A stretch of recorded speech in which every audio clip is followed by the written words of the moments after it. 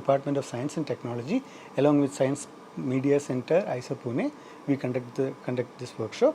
About Ipsa, she has done a workshop earlier with us. It went really well, so we requested her to conduct an online program because of this current situation of pandemic, and she has agreed for that, and she is here with us. She is a PhD from IISc Bangalore and BSc and MSc from Gargi College, New Delhi in zoology, and she is a passionate artist and she do science illustration, and she is here with us to share her thoughts on science illustration with us. I'll connect to Ipsa in a second.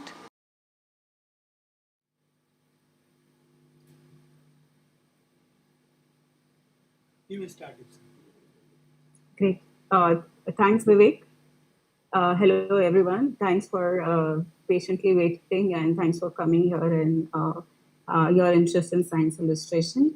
So what I'm going to do today is talk about how I ended up becoming a science illustrator, and hopefully talk about it in a way that allows you to think about your career if you're interested in this.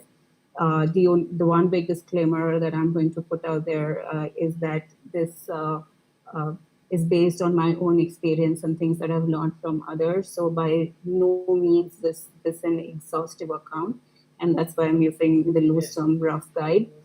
And today, when I talk in terms of science illustration, I'm not going to restrict myself to a more academic idea of science illustration, but also include this broader idea of science art and science communication through visuals.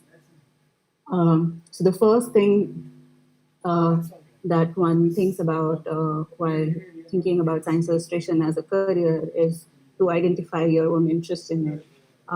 Some might start with a vague inclination or a very strong and passionate interest. You can start however feels right for you, but you have to see what kind of work exists in that domain out there, and what kind of work you are interested in, what kind of voice you will bring in. And if you already have an existing skill set, then that's great, but are you willing to put in extra effort to build the skill set if you don't currently have all that is needed for you? So what I'm going to do in the next two slides is share like a sort of diversity of the kind of work that exists out there.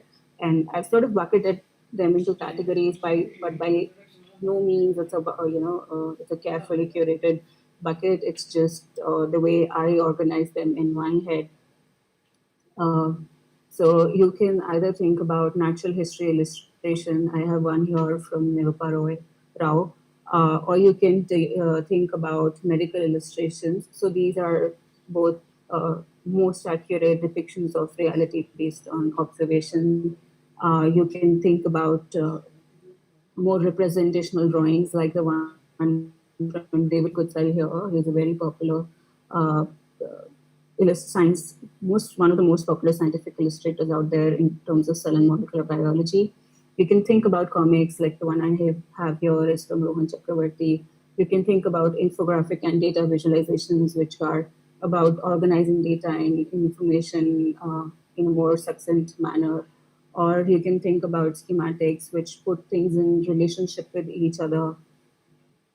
Or you can think about more conceptual work, which is not a direct representation of anything and is not necessarily even telling a story, but just makes you think about something. And so both conceptual drawings and editorial images will sort of fall in the same bucket. The next category I have is interactive illustration, and it's a very loose category, but an illustration which invites the viewer to work on it. For example, this is a spread from a coloring book I made at some point. So it's a page from that. So something that allows the user to interact with it very directly. So that's another kind of illustration to think about. And then design based. So there are some activities that you can do just with the knowledge of graphic design without necessarily having to take illustration skills. So you can think about where your interests lie. Do you feel yourself as a comics artist, or do you find yourself closer to somebody who likes natural history or medical illustrations? You can be somebody who dabbles in a lot of these things, or you can narrow down your stream. But it's just good to think about it so that you know what is your interest, and then you can streamline your skill set building and tool set building according to these ideas, because some of them do require very different kind of mindset. Um, and here I have a list of people from the country that you can follow. These are people that whose work I really like and I follow. Not all of them would necessarily fall under the category of science illustration, but they are either science communicators or science artists or science illustrators, and they have their own style and way of working that you can look up. So you can take a screenshot of this frame if you feel like. Um, the other thing to think about is that what do you want to do with your science illustrations or illustrations? So one of the most popular ideas is, of course, science communication, where of course it has a great value. The other thing is entertainment, and I just want to articulate that a little bit clearly. So when a lot of people make work which looks beautiful, is inspired by images from science, but does not necessarily communicate science because they don't exist in a realm where they are being used to communicate something. They're just at that point of time used for their beauty and aesthetics. So I categorize that as entertainment. We can argue for or against it. Then, of course, education. So we see charts and textbook diagrams. All of that is also things that you can consider. And then there is peer-to-peer communication. So the kind of models or graphical abstracts that you see in journals and so on. So that is peer communication, where you are communicating with people who already know a lot about that stuff. So you can also think about what kind of audience would you like to work with, and again, the considerations in terms of skill sets might be different for different audiences. So that's again something that you can evaluate about your own interests. Um, and the next step that we come to is building skills. Oh, I'm sorry, sort of taking a pause here, but I wanted to say that because we are streaming it live on YouTube, it's not like a Zoom where you can type in your chat window. But if you have any questions, you can share that on the YouTube comment section, and the moderators here will give me access to your questions and comments, and I can address them at the end of my presentation if we have the time.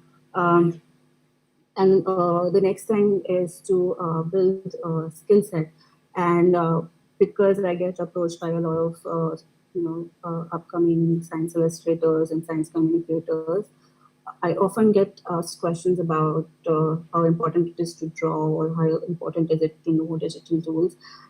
Yes, they have value, but I want to say that skill set and tool set are not the same things. So skill set is where you understand the process, you understand your style, you figure out how to tell stories, and of course, it's good to know what your medium is, whether you are somebody who likes to do it with pencil and paper, or somebody who likes to do it 3D illustrations, or somebody who likes to do 2D illustrations, and that will also end up affecting what kind of work you do and what kind of stories you tell. But more important is to figure out, your skill set, and then figure out your tool set, rather than doing it the other way around. Uh, and the other some one of the best courses, online courses that I know, is on edX. It's an open source platform where you can do this course on drawing, nature, science, and culture. It's an excellent course. And then there are the certain short term and long term in person courses, not in India, unfortunately, but abroad, and you can also think about them. The other thing is for picking up tools, learning how to draw, learning how to use Adobe or any other digital platform, or learning how to make 3D work or animations. For all of that, you can go to online sources like Coursera and Skillshare and learn from there. The one thing I have here is the Guild of Natural Science Illustrators. So these are illustrators based in the US that have built a guild, and it'll be good if you want to. It's a good resource for you to look at how people approach their work, what kind of work they do, and that might also help you figure out, your alignment and your interests with kind of stuff that's out there. Um, so I'm just going to share some examples to show you that with different tool sets, you can still like you don't have to limit yourself to a certain tool set. You can pick either several or even one of them. And yes, just knowing pencil drawing or coloring skills is enough to start your career in science illustration.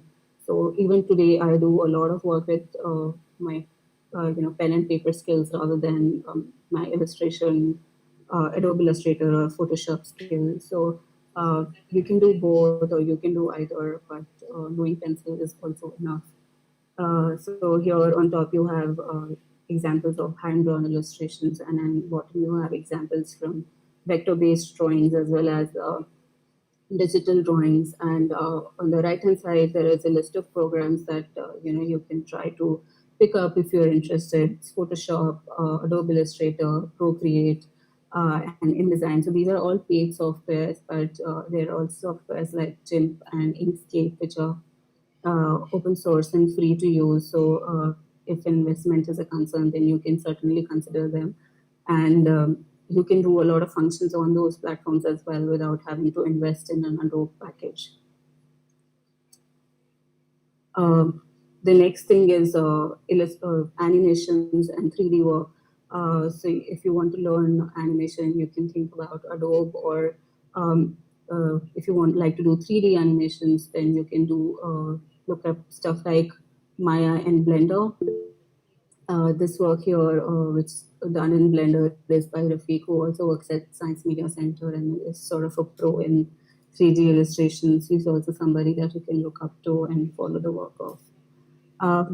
The next question I get asked often is that who is it that can take up this career? And I think anybody can, whether you are a BSc or an MSc or a PhD or a postdoc or somebody who studied arts and or somebody who did any other degree. As long as you are willing to put in the time to develop your skills, pick up tools and build on your practice, and anybody can be. So it's about you wanting to discipline yourself and put in the effort needed, and it's not so much about degrees. I don't have an art degree, though I would have liked to have one. But I'm still able to make work, and I'm sure with more work, with more practice, my work will only grow. And the other thing that I didn't really put up on presentation but would like to say is that the other thing you can do, I shared a list of people that you can follow from India, but you can also look up other people, masters from history and sort of people who are doing excellent work today in the kind of work you want to do and follow them. Some of the senior science illustrators often write about their practice in their blogs or interviews or elsewhere, and those are also a good way to learn from people. And if they happen to be on social media, it's always a good way to follow them and maybe even interact with them. And once you have sort of figured out and narrowed down your interests and picked up some skills, then this is sort of a continuation of that process, which is building portfolio. So I'm going to share my embarrassing portfolio from 4 years ago. So this is how my portfolio looked 4 years ago, where I was just beginning and trying to figure out how to draw and my style. And I understand that style will keep evolving with time, but this was my initial experimentation. And then once you are, so this process is sort of concomitant with me trying to figure out my skills, my tools, my strengths, and so on. And that's the process that perhaps you can also go through. You practice, you narrow down your tools, you figure out what kind of work do you do the best, make some of that work, compile it as a PDF or a website. So that becomes your portfolio. And then the way to find collaborators and clients is to share it on social media and reach out to people that you would like to work with your portfolio, which can either you send us, or you can send as a PDF attachment or a link to your website, whatever it is that you prefer. Uh, so I'm just going to show you my current, a small section of current portfolio. So here what I've done is I have categorized them by art styles and then put them together. So things that are done on Photoshop are together, things that are done with pencil are together, things that are done with ink are together. So I have compiled it according to art medium, but you can also compile it based on the kind of stories that you are telling or kind of subjects that you have picked up. So you can define how you want to categorize your portfolio. The choice is up to you, but think about it carefully in terms of how you put it together. What what is it that you want to show? So here in this portfolio, what I'm showing is that I can work with different tools, and it also gives a sense of what is my level of expertise with that given tool. Um, so the person who's looking at it understands where I come from. So if you look at that portfolio of mine, you can't come to me with an expectation of a hyper-realistic drawing, for example, because that's not my skill set. And then you can build websites. This is the portfolio that I have shared on website, which is a smaller subsection of the portfolio that I just shared. And then you can engage with your community, build a community on social media. I'm present on Instagram, but you can use Twitter, Instagram, and LinkedIn to keep on sharing your work and get noticed. That's essentially how you find clients and collaborators. Uh, the next thing so this is basically the journey that you take. You identify your interest, you give yourself time to figure out what is the kind of work you would like to do and use that time to hone your practice, hone your skill set. And then once you are somewhat prepared, you start sharing that portfolio online with people who you want to work with. And this is the cycle that continues. The kind of people you would want to work with keeps on changing. The kind of work you want to do will keep on changing. And that essentially snowballs and grows with time. Uh, the next thing I will share is how to tell stories. So, of, I think this again is very limited to how I think about my work and comes from that space, and you can find your own method. But I thought it will be useful for some of you for me to share how I do this. So the image I've shared here is from a zine that I made with CCME Hyderabad. It's called The Stuff of Life. And here the main idea that we wanted to convey was that how all of the living organisms are just made mainly from carbon, hydrogen, oxygen, and nitrogen. So that was the central theme, that these small atoms build molecules, which then become higher structures, and ultimately, at some point, life emerges. So that was the story we wanted to tell. And how we arrived at it is that you first figure out what is your key message, and then that really helps narrow it down. If you come up with 100 key messages, the work that you make will definitely not be clear. So you have to identify one or two more main ideas that you really want to convey, and then narrow down some other information which can exist in periphery. And that should matter to your audience. You have to identify who is your audience. Uh, Take it for granted that your audience can't be everyone or anyone. So you should identify whether you want to target, say, teachers, or you want to target middle grade school students, or you want to target, a certain kind of adults who have a certain kind of socioeconomic status. Then you also have to know the context of the image. So will that work be published online or will it be printed?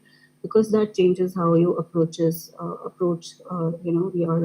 work. Because medium makes a huge difference of how things will be perceived. And then you start ideating. So once you have these clarity, you can start thinking about how you want to put things together. I always start on paper, and if you're comfortable with paper, I would really recommend you start with paper because paper is a very forgiving medium. You can scratch, you can throw it out, and it does not, loose doodles don't feel like you've invested on them in much. So, paper is a great way to start. And then you look for references and inspiration. And the one thing that I have learned along the way is that uh, you can't just blatantly copy somebody else's work and call it your own. I mean, you can do that when you are at a stage where you're just practicing and learning stuff, as long as you're not sharing it online or selling that work, or somebody should not pay you for making a copy of work that already exists. So if you can, of course, take reference from somebody else's work. I mean, if I have to draw a dinosaur, I will have to look up how other people have drawn that certain dinosaur and then draw from there. But try to assimilate information from multiple images, read about that dinosaur, and so that helps directly and indirectly into the final drawing that you will come up with. So that will also help you avoid copyright issues. And while you're sharing your work, you should also think about copyright of your own work as well. Do you want it to be freely available, or do you if you want to earn from it, then you might want to say that the credit belongs to you.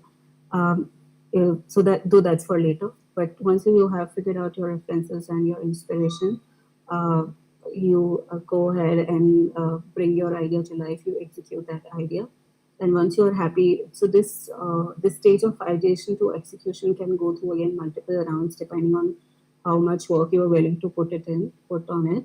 And sometimes if you're working with a client or a collaborator, you might actually go through that again and again.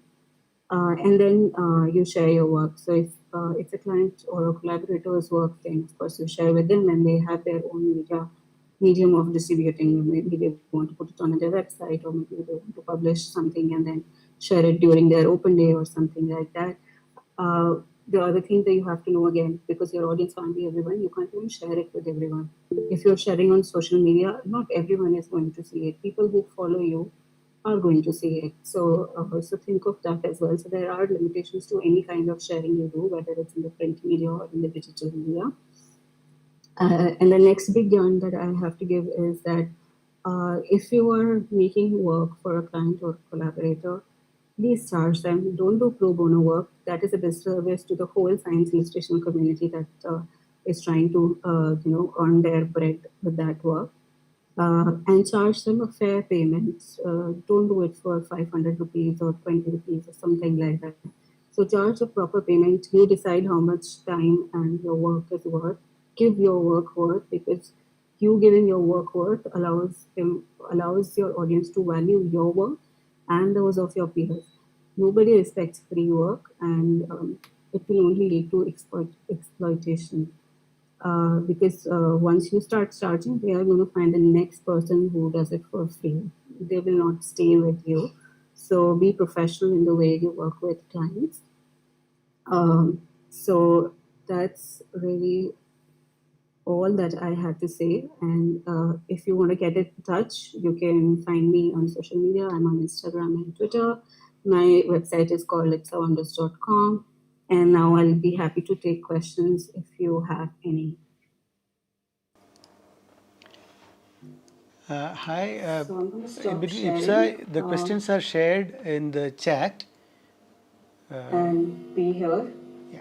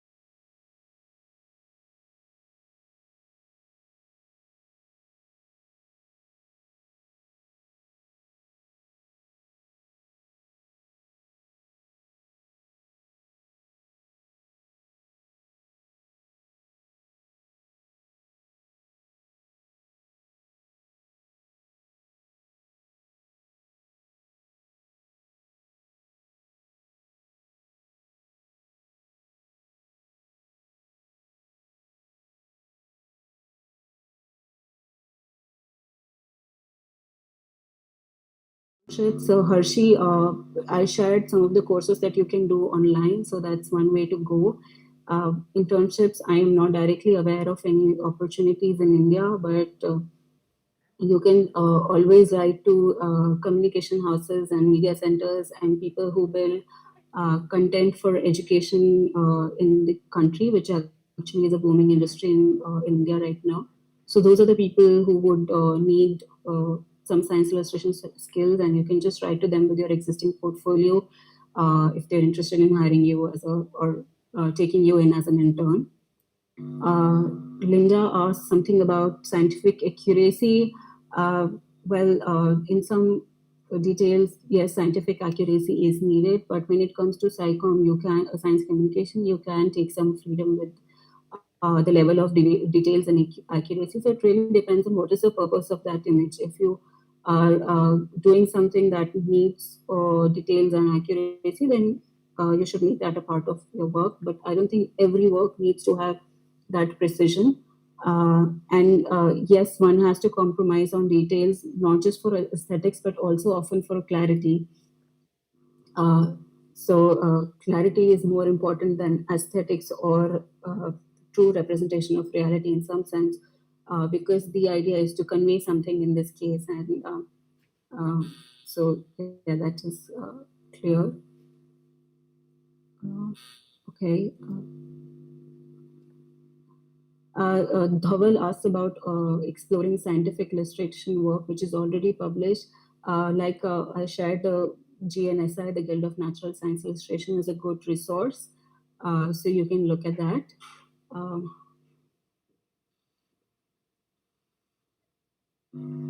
Aishwarya asked something about starting out with paper. I'm not sure I understand this question. Aishwarya, your question about paper to scientifically sketching, I don't understand. I don't understand if you're asking about paper as in the journal research papers, or you're talking about paper as in the pencil and paper thing. So, uh, Ritu, I think I just answered that question in the presentation. I am not sure what exact specific detail do you need in terms of becoming a professional scientific illustrator. The one thing that I meant, probably didn't mention it in as clarity as I could have, is that if you're somebody with a science degree, if you like, apart from the open source online courses, you can even take up proper degree courses in illustration or design or fine art painting, and with your science background and that artistic training, you might be able to put them together better and be a good science illustration. So there are only a few specific courses for science illustration across the world, but there are a lot of illustration and design courses. So it's helpful to look at them as well. Shalaja asks if doodling is different from illustration. I am not sure if I have the real answer for it, but in the context of the discussion we had today, so doodling can definitely be a part of science art and science communication, but not necessarily academic science illustration. So you can still use your doodling skill set to tell stories to the public, or or to a very young student audience. So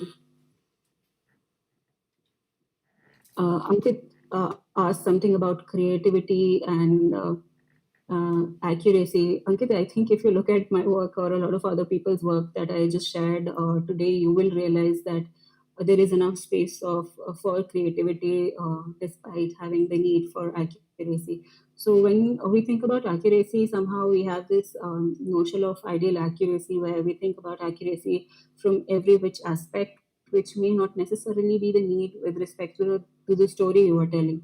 So if your story, for example, is about like in the current context about human and virus relationship, I can't possibly put virus and human on the same page because the level of like the scale difference between them is just tremendous. But I am going to have to put them on the same page. So hence I'm going to lose the accuracy in terms of size aspect of it. Uh, so yeah, you have to think about the message and how do you want to think about it clearly rather than an ideal notion of accuracy. Um, what subject should you start out with? That is a soul searching question that you have to ask yourself, Ashwarya. You have to figure out what interests you and what is the kind of story you want to tell. That's not something that I can tell you. The other way to think about it is look at the work that your peers are doing, and if you find something is missing, then maybe you can do that. Um, uh, Sneha asks something about science illustration in nanoparticle. Yes, definitely there is a role for science illustration there as well. If you look at Rafiq's work, maybe you can find him online and follow his work. You will realize that his work also does a lot of work. He does a lot of work around nanotech and chemistry. Um, uh, No, somebody asked this question about astrophysicist and science illustration.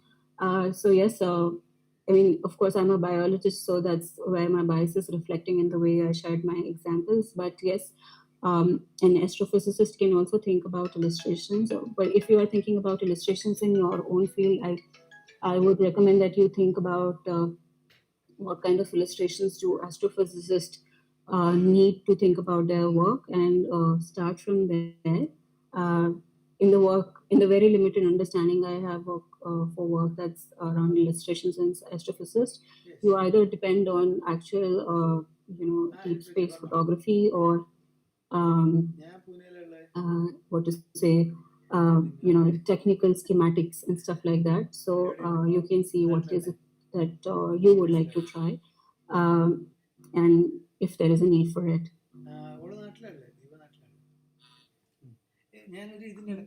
Yeah, somebody just asked how to incorporate dynamics in scientific illustration. That's an excellent question. Um, so, science illustrations, especially static science illustrations like the 2D or 3D work, to imply things like force, time, energy. It's really hard, and hence you can actually look at Monica Zoppe's work. Uh, she works somewhere in Italy, and she has written and spoken about those aspects a lot, like how to bring dynamicity to your science illustration work. Even time is a factor that often gets ignored in science illustration, and these are things that I'm myself very interested about. But animation actually can help you overcome that challenge where because of the way you show the movement, you can bring that dynamicity into the work that you're doing. Uh, Somebody has asked question about a social media that portray science art from amateur science doodlers. Uh, I don't have a very specific answer, but there are a lot of peers from, I suppose, your caliber that I see on Instagram, and they all support each other's work. So I suppose you could just start following a couple of them and then figure out how they sort of figure out ways to reach broader audience. Um, Aditi, no, I don't know people who are specifically doing neuroscience illustration, but I do know about Leslie Lazar, who is a graphic designer and a neuroscientist who does some work uh, based on his neuroscience training. But specific neuroscience illustration artist from India, otherwise I do not know. Um, um, Somebody has asked me about chemical science illustration. Again, Rafiq from Science Media Center, I guess, is a good person for chemical science illustration. Um, Khushi, I answered this question in my presentation. There is no basic qualification necessary as long as you are working hard to build your portfolio and your skill set. Ankit, again, I answered this question in my presentation where I shared courses and softwares that you can learn. You can learn them online. All the information is accessible. I'm assuming that this presentation is going to be available to you even after. So on my slide, there is list of platforms like Coursera, Skillshare, and so on, where you can pick up courses about these, picking up these specific softwares. Ashwarya, I'm not sure I understand your question. To what extent can a scientific illustration reach out to a larger crowd instead of doing science than factual materials? Okay, if I interpret your question correctly, if you're talking about, what does illustration bring, what the text descriptions don't bring. Of course, it brings interest because visuals are often interesting if they're aesthetically pleasing. But also it allows you to build concepts. Like in an activity we did on the first day of this workshop, I asked the participants to interpret a given body of text into image, and all of them came up with really different answers, which goes on to tell you that different people interpret text very differently, and hence illustrations can build conceptual understanding of the phenomena. uh, no, Krishna, I am not aware of more structured jobs. Otherwise, I would probably be occupying one of them. They mostly work as a freelancer. Yeah.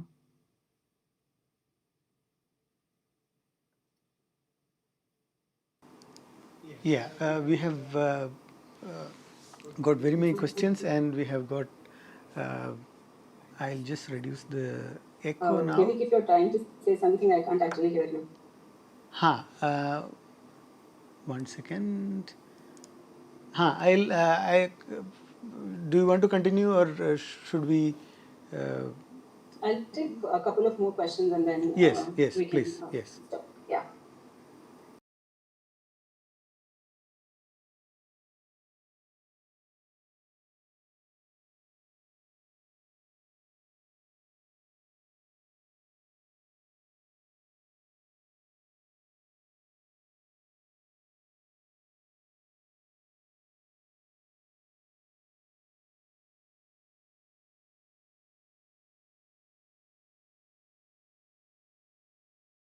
Given a photograph, really recapitulated that photograph brilliantly in very accurate details. But when they were given, or when they worked with a live botanical sample, somehow those drawing skills did not come through. So, if you want to start, I would. I'm sorry. Could you repeat the answer? The audio was muted here from my end. Okay, sure. Yeah, sure. So Deepak has asked about how do we learn the scale? Can we convert a picture into an illustration? So my recommendation would be to actually do live sketching and live observations, take botanical samples or any other kind of samples, maybe pieces of stone or whatever it is that piques your interest. So start working from real objects in front of you, and then think about photographs. And I was sharing an example from the workshop today. We saw that a lot of people who were able to recapitulate photographs very well in their drawings were not able to recapitulate live specimens in their drawings. So I think you need to learn that eye-hand coordination when you are able to recapitulate what your eye sees, your mind sees with your hand. Um Somebody asked scope of scientific illustration in postdoctoral research. I am not sure I understand that question. Anybody can learn, and they will find use for it in the work they do or how they think about their concept. Uh, I shared the list of apps on my in my presentation. You can look it up later. Um, Muskan Chakrabarti asked about any art degree from when I was young will be valid or not. It's not about having a degree or it being valid. And I already said that there are no real jobs in India, so degrees anyways don't matter. What matters is what you can do today. So having a degree or not does not make a bit of a difference. Yeah, unless you have done a proper course in fine arts or science illustration and stuff like that. Yeah, great. Yeah, we are close to the end of the event. Uh, I'm muting your audio, Ipsa. Yeah, And yeah. Rahul, I'll just answer this question by Rahul. It's a good question. Sure. Yeah, so yes, science, VFX, AR, VR is going to be important. So those who are interested in these technology mediums can perhaps pick those as well. I did not discuss them at all, except maybe building the 3D illustrations. Um, I don't necessarily know how far they will go in terms of becoming part of the publishing culture, but whether or not they become part of publishing culture, they will definitely become a part of our education culture. So it's worth spending time on thinking about that as well. Yeah. Thanks, Vivek. I'll stop now. I'm sorry, in between I stopped. Yeah. So, yeah. Uh, Thank you very much, Ipsa, for giving time and interacting with our fellow participants as well as people who are viewing this event from all over the world. And once again, thank you to the audience, to the participants who have watched the event. I hope this will be very helpful for you. And along with this, through this NCSTC project, we have opened. Last year, we have opened internship position for people who are into writing, video production, or science illustration. This year also will open. Hope few of you will be able to join us. And it's a paid internship, but it is not like a big payment or something. But we are hoping to have some very I mean, to work with some of you who who is a who will be a good artist, good asset for our team, and work together.